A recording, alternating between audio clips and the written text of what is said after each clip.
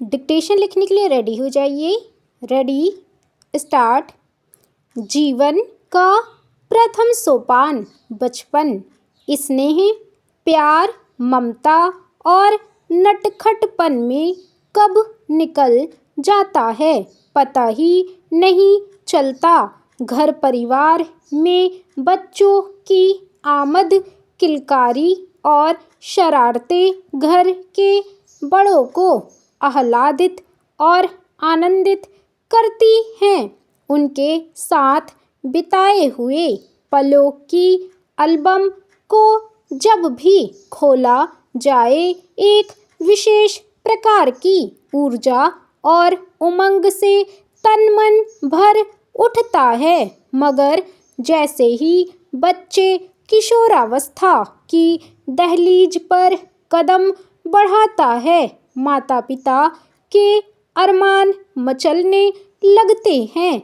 भविष्य को लेकर तरह तरह के रंगीन ख्वाब उनकी पलकों पर तैरने लगते हैं और बहुत से अभिभावकों को चिंता सताने लगती है। ऐसे में बच्चे को जानने समझने की कोशिश कोई नहीं करता। उसे कहा जाता है कि तुम चुप रहो, हमने जमाना देखा है, दुश्मन नहीं है, माँ बाप हैं तुम्हारे। यही बातें अक्सर हर किशोर किशोरी को सुनने के लिए मिलते हैं। किशोरावस्था अपने आप में उम्र का सबसे कठिन मोड़ कहा जाता है। मनोवैज्ञानिक इसको आंधी तूफान का काल भी कहते हैं। टीन एजर्स के नाम से मशहूर बच्चे कब और कहाँ क्या कर बैठे किसी को पता नहीं होता है। शरीर में होने वाले बदलाव, भावनाओं का सैलाब और परिवार की आकांक्षाओं का दबाव इन किशोरों को मायूसी के दलदल में धकेल देता है। वे खुलकर अपने विचार नहीं रख पाते हैं। कभी अभिभावक कहते हैं कि अभी तक बच्चे बने हुए हो और अगले पल बोलते हैं कि कम बोला करो, इतनी छोटी उम्र में इतना ज्ञान देना ठीक नहीं है। अब इस स्थिति में बेचारे किशोर जाएं तो कहाँ, बच्चा वहाँ रहा नहीं, बड़ा अभी हुआ नहीं। उसकी समझ में नहीं आता कि घर के लोग उसे समझते क्या हैं। बच्चे के 9वीं कक्षा में पहुँचते ही माता पिता को उसके भविष्य का भय सताने लगता है, जबकि हमें 13-14 वर्ष के बच्चे के चतुर्दिक विकास के बारे में सोचना चाहिए।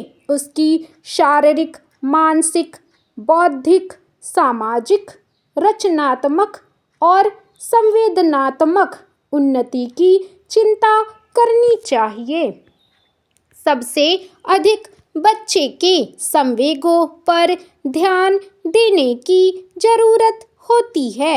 हमारा बच्चा अंतर्मुखी तो नहीं है, वह संकोची, डरपोक, जिद्दी या गुस्सैल तो नहीं है। उसके चिड़चिड़ेपन पर भी नज़र रखने की जरूरत होती है। वह झूठ, फरेब, लालच का शिकार तो नहीं हो रहा है। आजकल हवाबाजी करने वाले किशोर भी बहुतायत में मिल जाएंगे। इन सभी संवेदनात्मक विषयों पर काम करने की जरूरत होती है। माता पिता को अपने बढ़ते किशोर के नज़रिए को जानना और समझना बहुत जरूरी है। उसकी संगत सोहबत का भी पता होना चाहिए। यहाँ यह भी ध्यान देना होगा कि हमारे घर का माहौल कैसा है।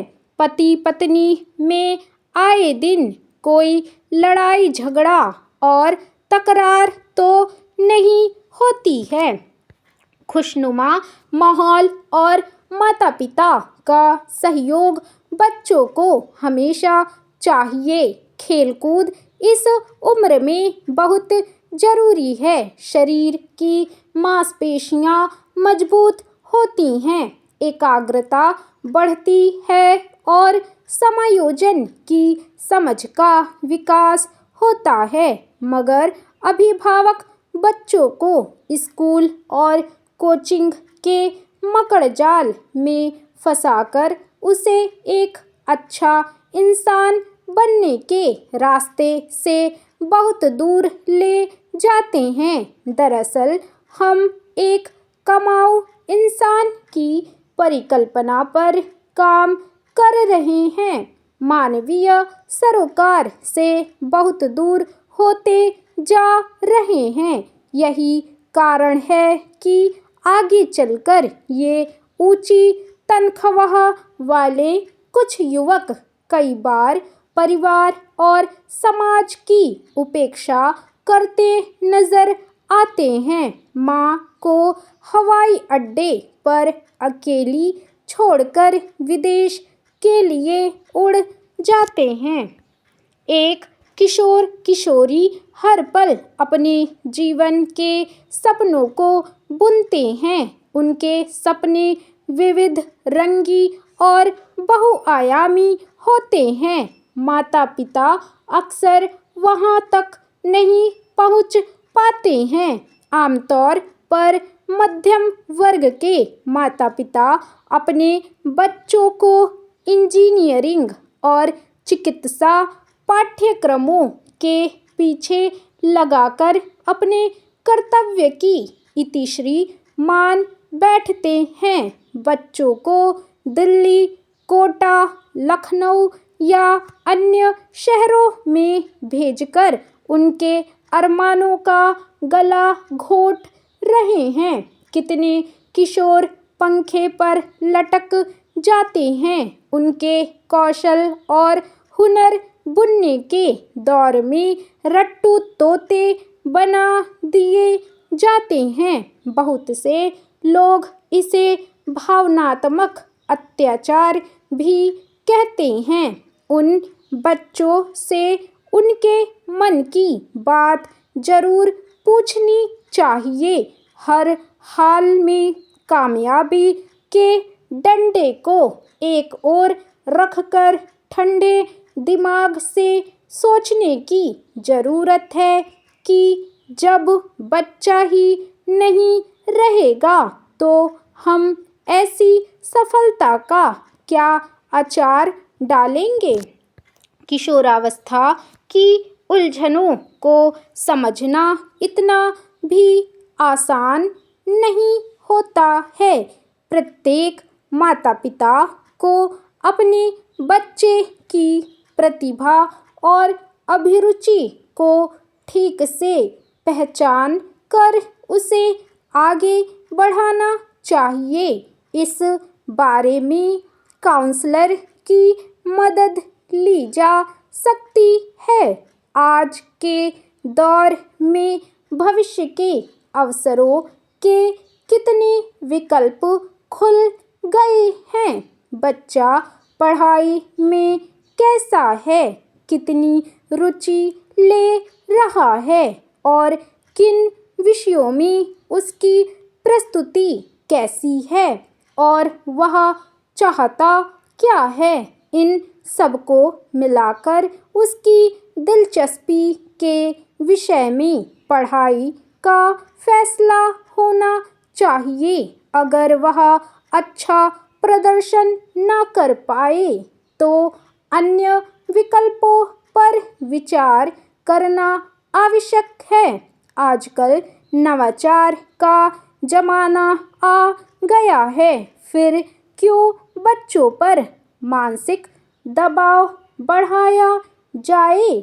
दिखावे की चकाचौंध से प्रभावित होने के बजाय हमें अपने बच्चों के भीतर सद्गुणों का विकास करने पर जोर देना चाहिए। उन्हें छल, फरेब, कपट और कदाचार से बचाकर चलना चाहिए। उन्हें क्या करना है और क्या नहीं करना, यह बात स्पष्ट होनी चाहिए।